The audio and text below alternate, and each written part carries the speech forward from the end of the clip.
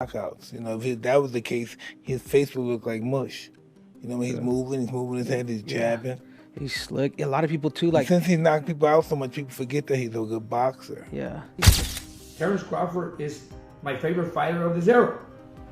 He's my favorite fighter of this era. So, as friends, as business, in boxing, Terence Crawford wins. But then again, I think about Crawford's abilities and his IQ and his footwork, which Canelo cannot handle. And we know that for a fact. It happened with Bivol, it happened with Mayweather, who schooled him left and right. Tyson issued a sharp warning to Canelo after watching Terence Crawford's intense training sessions. Tyson explained that every fighter has their own style, but some develop a ruthless, animal-like instinct when it matters most. He said that when aggression is combined with discipline, a fighter becomes nearly unstoppable. Tyson pointed out that Crawford's mindset and intensity show he is preparing for war. And that kind of hunger could be too much for Canelo to handle. Not long ago.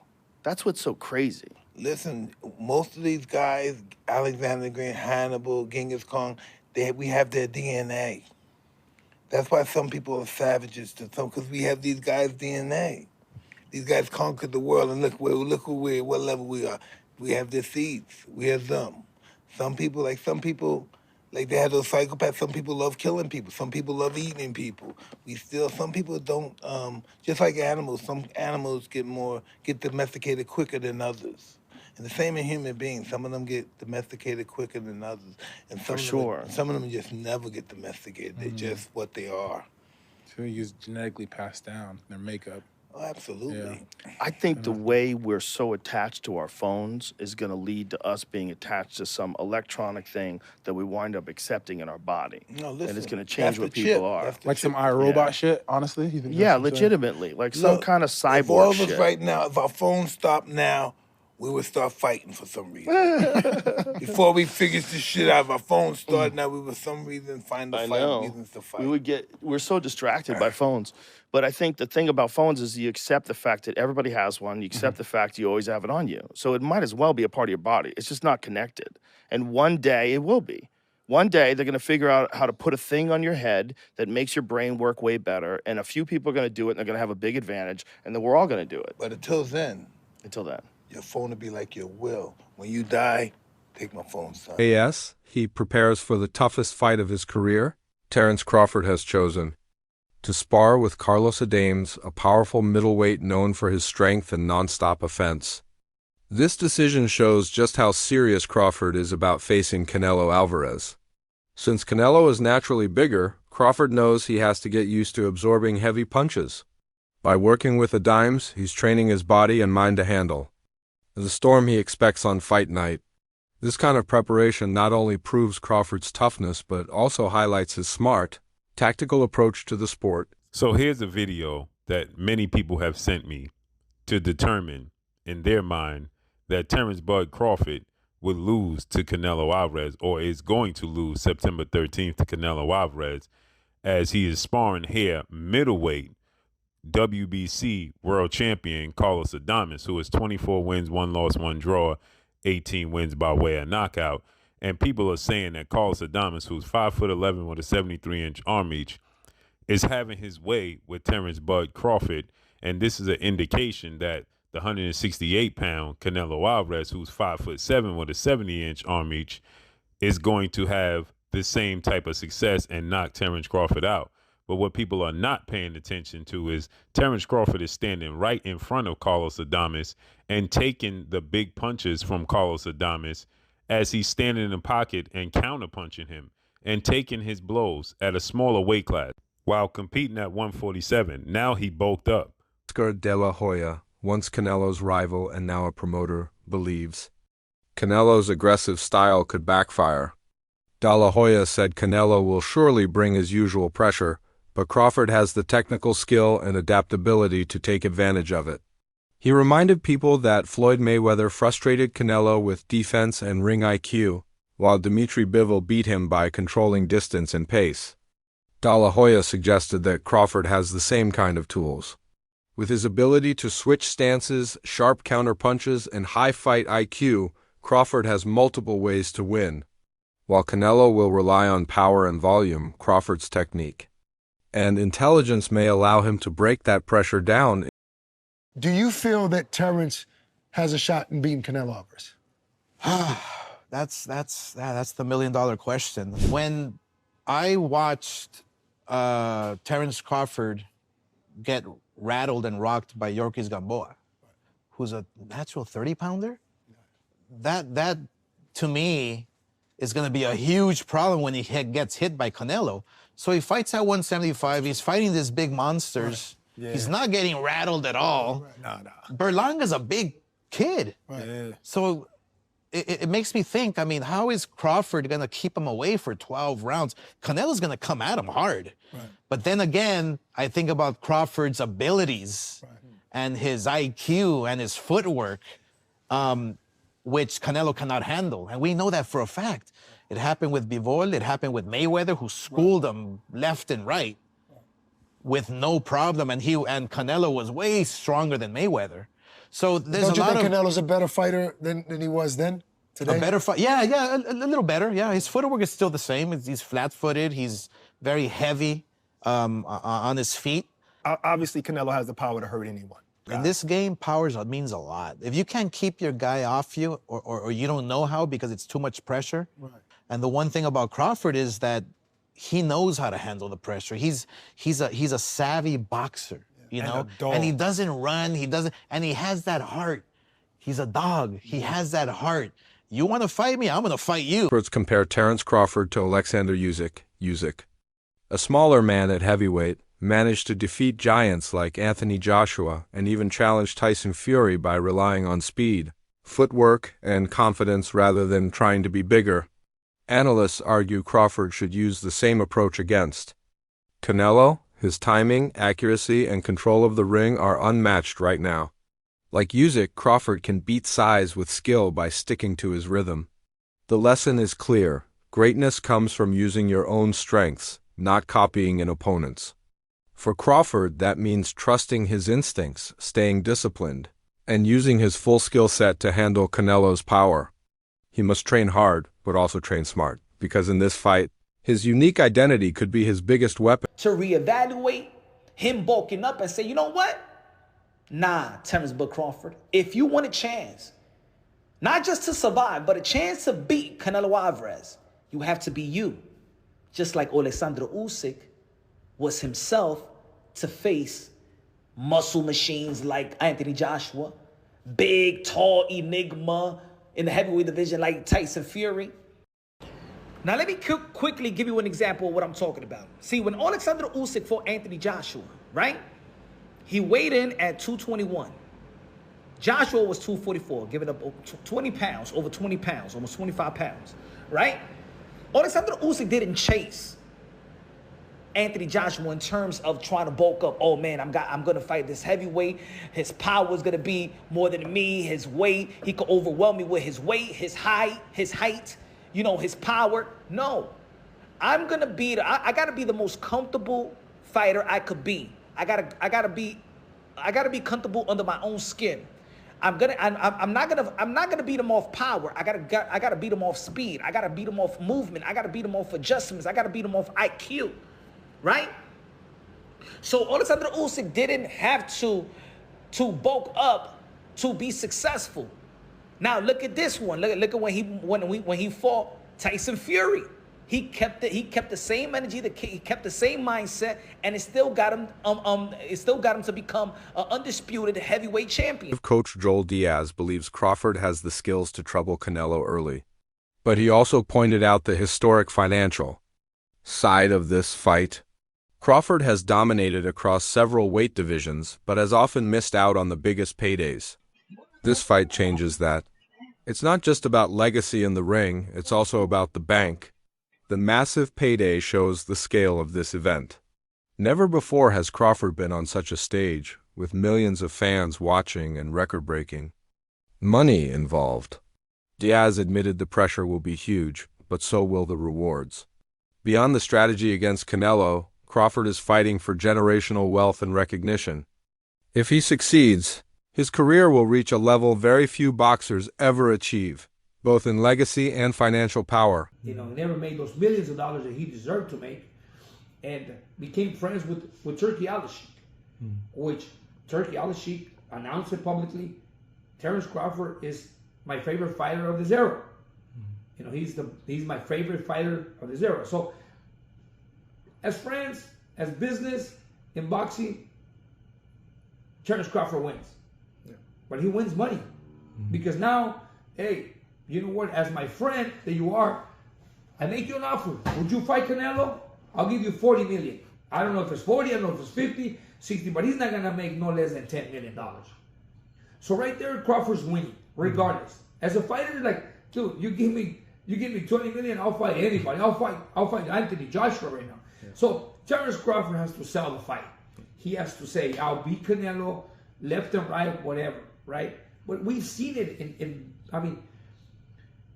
we've seen it many, many times.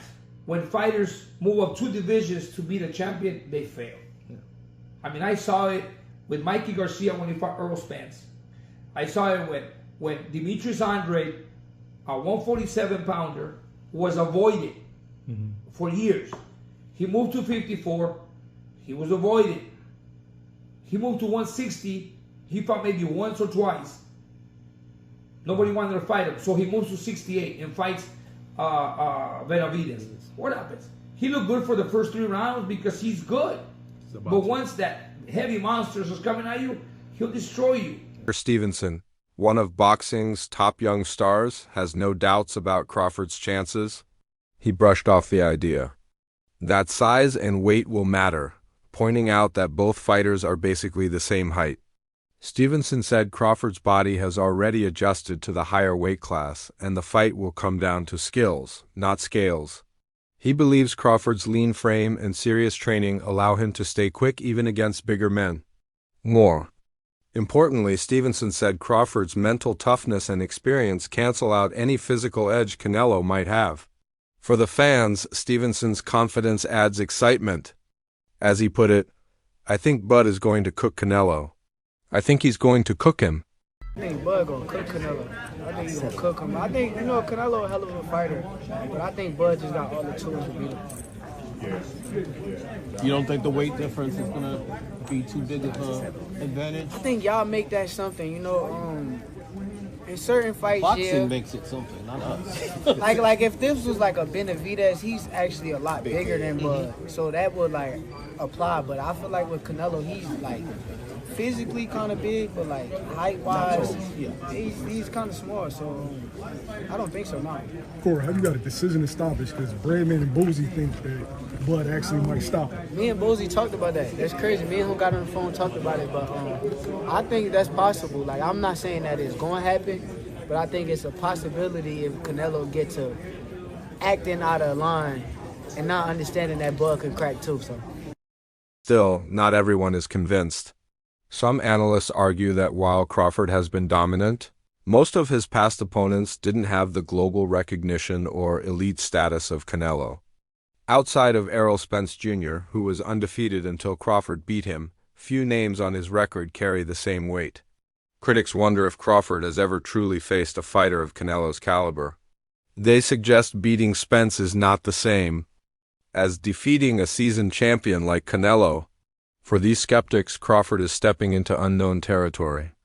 They admit his talent is undeniable, but caution that Canelo's experience on the biggest stages could be a challenge Crawford hasn't faced before. This to how I feel about Bud.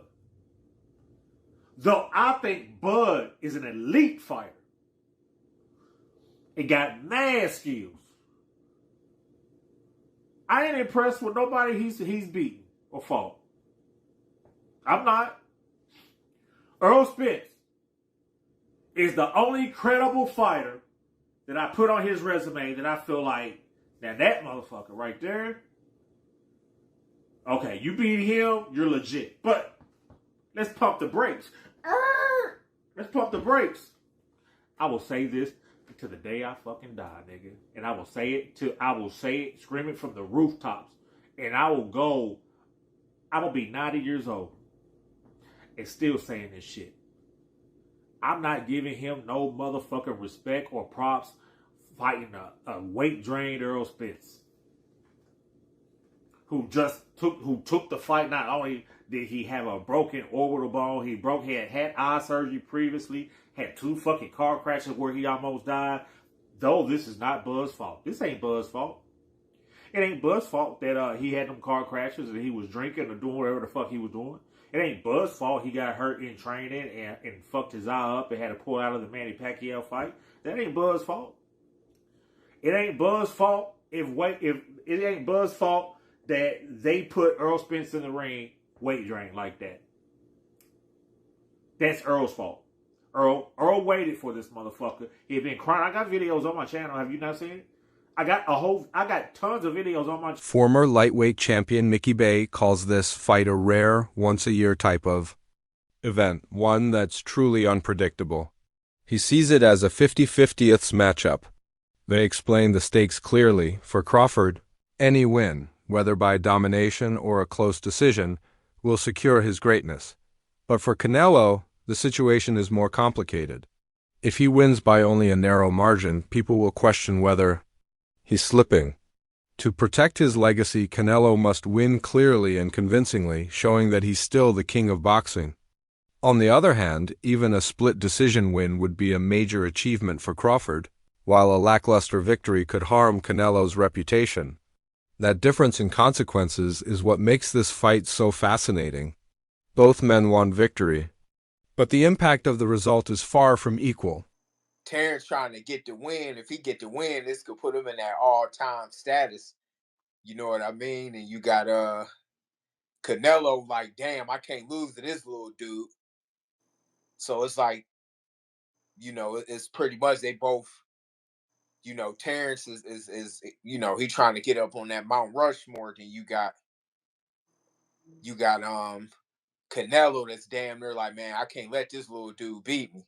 You know, that could pull his legacy down a little bit. So you got both fighters, they got a different goal, but man, they both real good and both elite. They both at their absolute prime, probably at the best, at the top of their game. I just think it's just a matchup wise, skill wise, all around. Yeah, that's the best matchup right now. Canelo beats Crawford. What does that do for Canelo? Crawford beats Canelo. What does that do for Crawford? I think it's how Canelo got to beat Crawford. I don't think he got to if he could stop Crawford, it'll probably look good. But him just winning, I mean, he'll get his props, you know, from dudes like me and you probably. But I mean, it depends how he wins. To me, Terence just got to win. Recently, a new wave of controversy has added fuel to the hype. Some claim that Crawford's training and preparation give him such a big edge, it almost feels like legal cheating. Of course, it's not meant literally. It means Crawford's conditioning, discipline, and game plan are so sharp that the fight might seem unfair. These headlines highlight the belief that Crawford is doing everything right, while Canelo faces increasing pressure. From sparring bigger fighters to building mental toughness, Crawford looks stronger than ever heading into this matchup. That creates a dangerous situation for Canelo. If he loses, people will say it was expected. If he wins, the doubts will only quiet down for a while. Either way, the idea that Crawford is legally cheating only adds to the drama, making him look like the hungriest, most dangerous version of himself yet. Successful September 13th, Las Vegas, Nevada, Allegiant Stadium, when he takes on another first ballot Hall of Famer, 4-division world champion, 2-time undisputed world champion, and reigning undisputed super middleweight world champion, Mexican superstar boxer Saul Canelo Alvarez, who is 63 wins, 2 losses, 2 draws, 39 wins by way of knockout. Terence Crawford had one fight at 154. That was against Israel Majimov, the WBA junior middleweight world champion, right? And since then, Terence Crawford has moved up now to 168 to challenge Canelo Alvarez, okay? And so prior to that, he spent 5 years at what? Welterweight. So the concern that people have for Terence Crawford, rightfully so, is that Terence Crawford will be 38 years of age 2 weeks after the fight. So he's 37, okay? Terence Crawford has one fight at 154. Prior to that, Terence Crawford has been competing, okay, since 2018 for the last 7 years at 147. Since June of 2018, he's been fighting at 147. His only fight outside of that division in the last 5 to 6 years was his fight against Israel Majamov at 154, which he won, unanimous decision. I thought he handily won, but people thought that he struggled. Israel Majamov is now 10 wins, 2 losses, 1 draw, 7 wins by way of knockout because he lost his last fight to Mexican superstar, WBC junior middleweight interim champion Virgil Ortiz Jr. Wraps up today's video. Stick around for more updates and coverage of this incredible fight.